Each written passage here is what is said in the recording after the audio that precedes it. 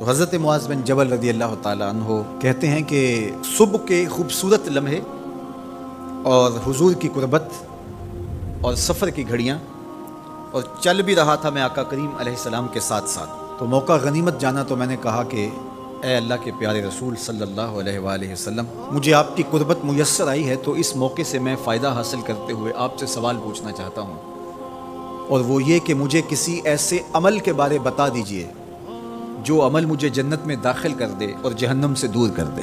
تو حضور علیہ السلام نے اس سوال پر ان کی تحسین فرمایا تو نے بہت بڑا سوال کیا ہے، اس کا جو جواب ہے کہ جنت نصیب ہو اور مجھے جہنم سے نجات ملے تو یہ اتنا آسان کام نہیں ہے، یہ بڑا مشکل کام ہے، لیکن جس پر اللہ آسان کر دے اس کے لیے مشکل نہیں ہے۔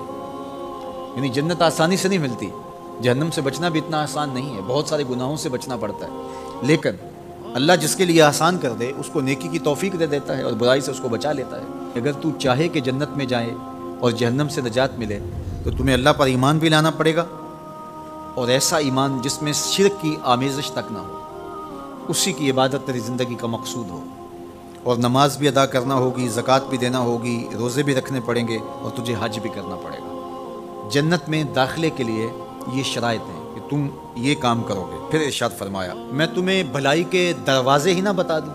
ارشاد فرمایا الصوم جنہ، روزہ ڈھال ہے۔ ڈھال آپ سمجھتے ہیں، اگر آپ لوگوں نے ڈھال نہیں دیکھی ہوئی تو آج کے زمانے کے اندر تو سب لوگوں نے جو ہے وہ ڈھال دیکھ لی ہے، چونکہ اس وقت ترکی نے اس طرح سے اپنے کلچر کو اور اپنی تہذیب کو جدید ذرائع ابلاغ کے ذریعے لوگوں تک پہنچایا ہے کہ اب 800-700 سالہ پرانی چیزیں بھی ہمارے سامنے آ گئی ہیں، ورنہ ہم یہ باتیں کیا کرتے تھے تو لوگ ان باتوں کو سمجھا نہیں کرتے تھے، چونکہ اس کا کوئی نمونہ اور شکل موجود نہیں تھی۔ جب دشمن تیر پھینکے تو تیر سے بچنے کے لیے وہ لوہے کا پتلا جو آگے کر دیا جاتا ہے، جو تیر کو اپنے اوپر روک لیتا ہے، اس کو عربی میں جنہ اور اردو میں ڈھال کہا جاتا ہے۔ تو آقا کریم نے فرمایا روزہ ڈھال ہے، تو گویا جہنم کی آگ سے بچانے کے لیے جو ہے وہ روزہ کام دے گا۔ والصدقۃ تطفئ الخطیئۃ، یہ گناہوں کو مٹا ڈالتا ہے، جس طرح کہ آگ کو پانی بجھا ڈالتا ہے، تو اس طرح جب صدقہ دیا جاتا ہے تو جو گناہ ہوتے ہیں وہ ایسے مٹتے ہیں کہ لگتا ہے یہاں گناہ تھے ہی نہیں۔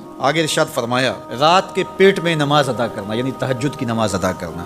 پھر حضور علیہ الصلوۃ والسلام نے یہ آیت پڑھی تتجافی جنوبہم عن المضاجع، ان کی کروٹیں بستروں سے الگ رہتی ہیں، خوف اور طمع میں وہ اللہ کو پکارتے ہیں اور وہ رات کو جاگتے ہیں، ان کی کروٹیں بستروں سے الگ رہتی ہیں، حتی بلغ یعملون، یہ آیت پڑھتے ہوئے آخر تک حضور نے تلاوت فرمائی۔ تو فرمایا جس طرح صدقہ آگ کو بجھا دیتا ہے، اس طرح پچھلے پہر کی نماز، تہجد کے سجدے بھی اللہ جل شانہ کے غصے کو ختم کر دیتے ہیں اور جہنم کی آگ کو مٹا ڈالتے ہیں۔ پھر حضور نے ارشاد فرمایا کہ میں تمام امور کی جڑ نہ بتا دوں کیا ہے، جتنے بھی معاملے ہیں اس کی جڑ ہی نہ بتا دوں۔ میں نے جھولی پھیلا کے کہا حضور کیوں نہیں، خیرات ڈالی ہے۔ تو حضور نے ارشاد فرمایا راس الامر الاسلام، سارے امور کی جڑ اور بنیاد، سر اسلام ہے۔ اگر اسلام ہے تو عمل قابل قبول ہے، اور اگر اسلام ہی نہیں ہے تو پھر جتنے مرضی نیک عمل کرتے رہیں، جتنا مرضی پانی ڈالیں، جتنی مرضی کھاد ڈالیں، تو اگر جڑ ہی نیچے سے کٹی ہوئی ہے تو درخت ہو پائے گا؟ کبھی بھی نہیں ہو پائے گا۔ تو کہا جڑ اسلام ہے، اس لیے عقیدے کی صحت عمل کی قبولیت کی ضمانت ہے۔ تو تمام امور کی جڑ اور بنیاد اور سرا اسلام ہے، اور اس کا ستون نماز ہے۔ اور صحابہ نماز کے جس طرح پابند رخوگر تھے، تو وہ تاریخ کی روایات آپ دیکھ سکتے ہیں، آپ کو ایک صحابی بھی بے نماز نہیں ملے گا۔